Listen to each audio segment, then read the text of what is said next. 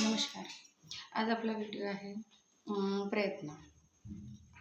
बघा, आज आपण मोठ्या-मोठ्या व्यक्तींचा विचार केला किंवा महापुरुषांचा विचार केला, तर ते आपल्या सगळ्या गोष्टीचा प्रयत्नशील परमेश्वर म्हणतात ना, त्या पद्धतीने ते कार्य करत असतात.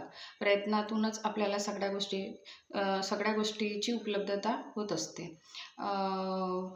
जर आपण विचार केला, की नाही मला ह्या एमपर्यंत पोहोचायचं आहे, मला तो उद्दिष्ट गाठायचं आहे, तर ते प्रयत्न करत असतात.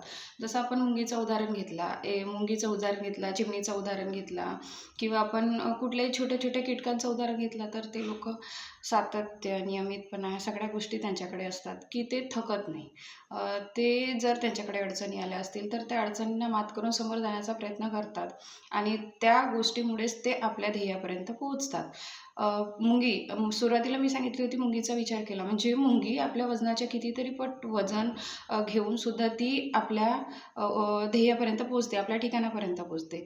चिमणीचं उदाहरण घेतलं तर ते चिमणी जसं आता ती घरटं बांधत आहे, घरटं पूर्णत्वास आलं, त्या काळात जर वादळ आला, त्या वादळासोबत तिचा घरटा निघून गेला तरी ती हार मानत नाही, पुन्हा दुसऱ्याहून घरटा बनवण्याचा प्रयत्न करते किंवा एखाद्या वेळेला पावसात तिचा घरटा वाहून गेला तरी ते हार न मानता आपल्या पिल्लांच्या सुरक्षिततेसाठी ते घरट्याचं पुन्हा पुनर्निर्माण करून ते आपल्या आयुष्याची नव्याने सुरुवात करते. म्हणजे मला एवढं बोलायचं आहे, की आपण जर कुठल्या गोष्टीत कमी पडत असू किंवा आपल्याला अपयश आलं असेल, तर त्या अपयशाला खचून न जाता आपल्याला नव्या उमेदीने आपल्या नव्या प्रयत्नाला सुरुवात करायला पाहिजे.